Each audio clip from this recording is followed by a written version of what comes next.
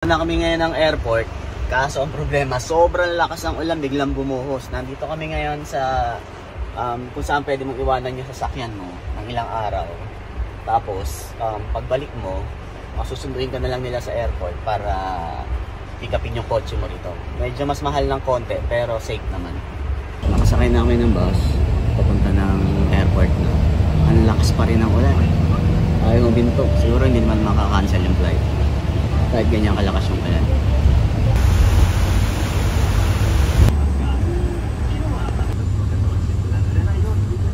Ito mga ito kasabay namin sa flight. Kasi para mura yung ticket. Yung earliest flight ang kinuha ko para mas mura-mura ng konti. Sakto-sakto lang yung oras. Bukas na yung check-in counter.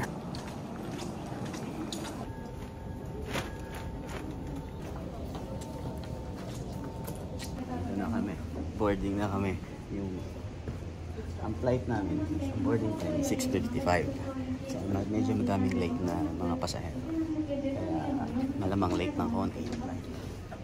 Para at least umabot. So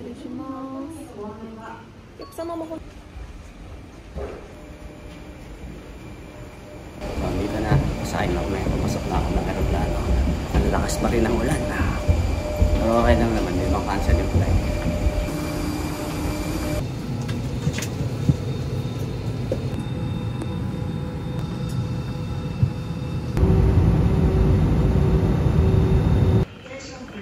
Touchdown, Narita na tayo. Tokyo, Narita. Punta lang tayo sa train station para makapunta na tayo ng Oshiage kung saan kami tutuloy. Para makipakita ko sa inyo kung nasan yung murang mansion na pwede nyo ring tuluyan kung sakaling kayo naman pupunta dito. CR lang muna. Buti na lang dito, maganda yung panahon. Hindi katulad dun sa Hokkaido kanina. Sa sobrang lakas ng ulan. Kala namin makakancel pa yung flight. Pero may parating ang bagyo ngayon eh. Hindi ko alam, baka yung mga plano ko na pumunta ng Mount Fuji umakyat, malamang mabago dahil sa panahon. Check ko kung maulan, malamang cancel ko na.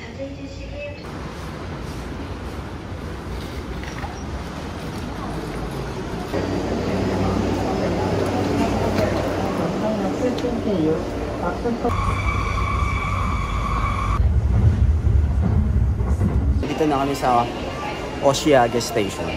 Pag pupunta ka ng Skytree, dito ka bababa na station o Eki. Sa Oshiage Station. May direct access ka na papunta mismo doon sa Skytree tulad nito.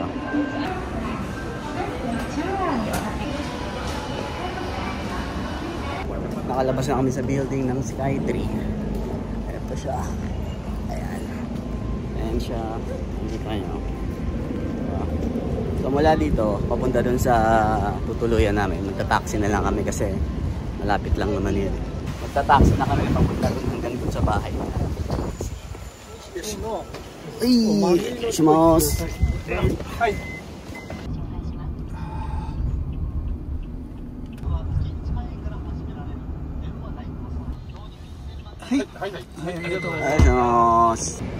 Andito na kami sa Kinscho Station. Dito malapit yung tinutuluyan naming mansion o parang sa atin condominium type. Papakita ko sa inyo kung ano yung itsura ng kwarto para may idea kayo. Para yung mga gusto makatipid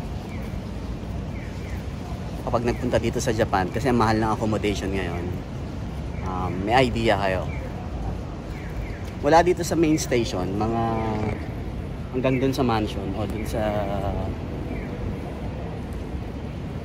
condominium na tutuluyan namin, mga 5 minutes away lang lalakad ka. So napaka-komportable, pero yung diferensya ng presyo napakalayo.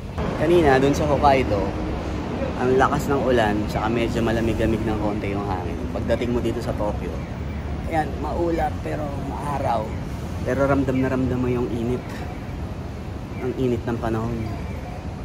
Talagang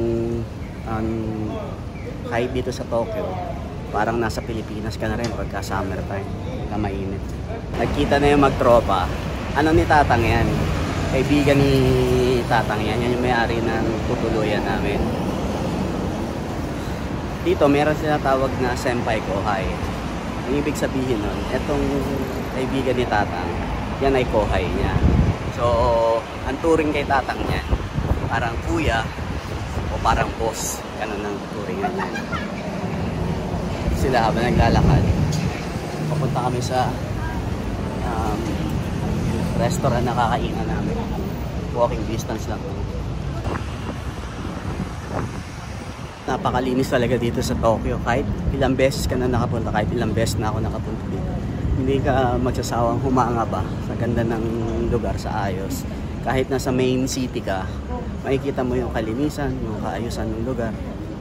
Ito, lumiit na yung kalsada. Nandito yung mga, kasi nandito yung mga madalas, yung mga sikat na restaurant sa mga maliliit na kalsada, yung mga lumang restaurants na dito sa area na to. Itong Soba restaurant na pinagdadan, sabi ng kaibigan ni Tatang, ay isa raw sa pinakamatanda sa lugar nila. Malalaman mo yan kasi ultimo yung nagsaserve ng soba, nakita mo naman ang itsura. Ang sarap ng pagkakahigop niya ng beer eh. Kasi libre. Papikit-pikit pa oh.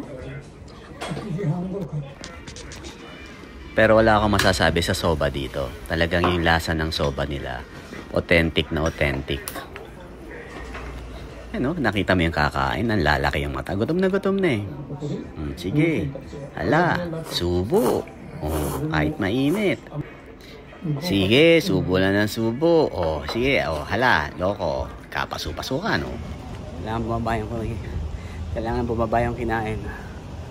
Papunta na kami doon sa mansion na tutuluyan namin. Naglakad lang kami mula doon sa main station para maibaba yung mga gamit. Kasi init. Ang init talaga.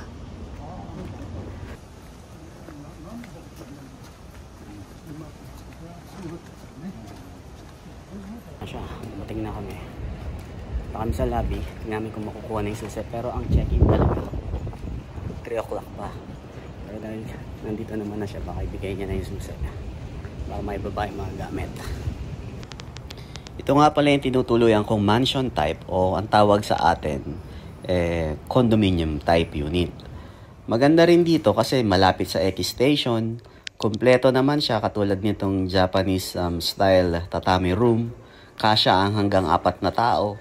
Pwede ngang 6, kung bahala na kayo, diskarte nyo na kung paano kayo matutulog. Basta ang importante, kung hindi kayo maarte, grupo kayo, maghahati-hati, makakatipid kayo.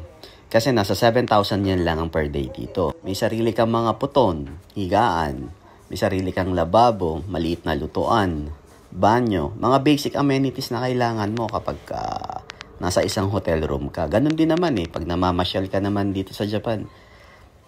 Halos wala ka rin maghapon sa kwarto, di ba? Nasa labas ka lang. So, pwede na to kung di ka maarte.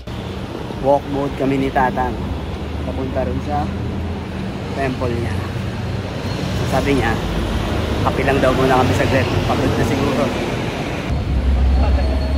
Medyo malayo-layo yung nilakad namin. Napagod. Mga 1 kilometro mahigit din yung nilakad namin. Inom daw muna siya ng malamig na kape. Dito kasi may malapit na Starbucks sa harap ng station.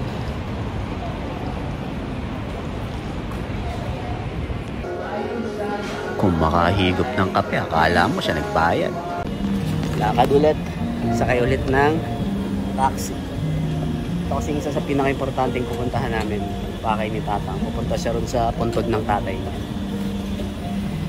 Yung mga itsura ng mga taxi dito.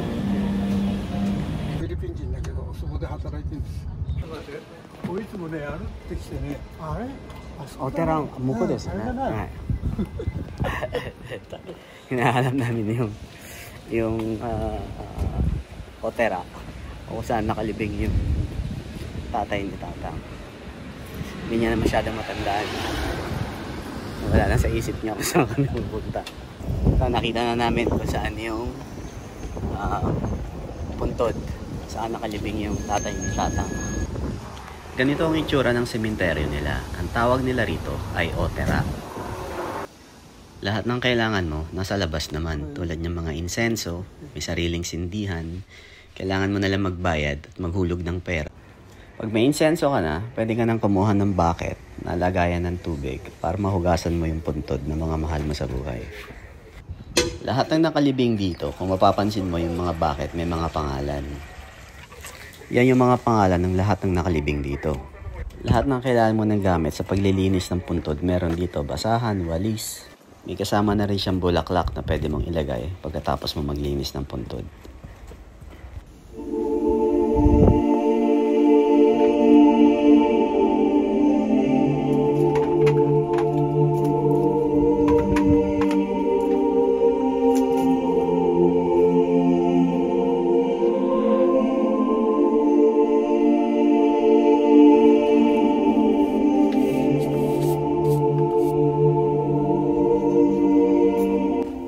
Kinapos ang tubig sa tatan. Gulaw ako ng tubig. Kaya tama.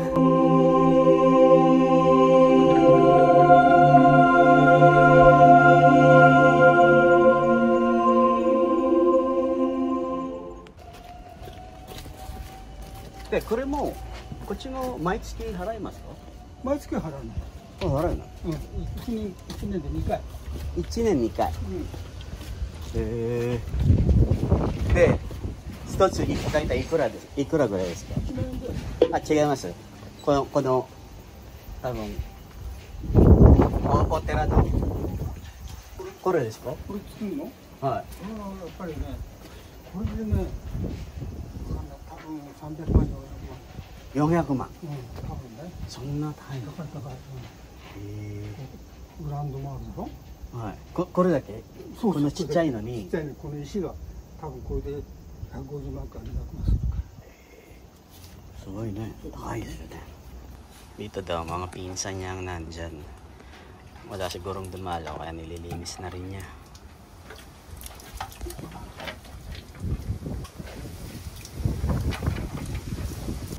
Ito ko no kudomo. Ito ko no kudomo. Kudomo ka. Yung pagkaukit ng mga pangalan ng kanji. Parang ang ganda-ganda tingnan, lalo pag nasa marmol. Pero isipin mo ba na bawat isang ganyan nasa 400 kalapad, halos is pwede nang bumili ng bahay sa atin. Dito kapirasong puntod lang, wala pang 1 square meters ang parang 1 square meter lang ang haba, ang sukat niya.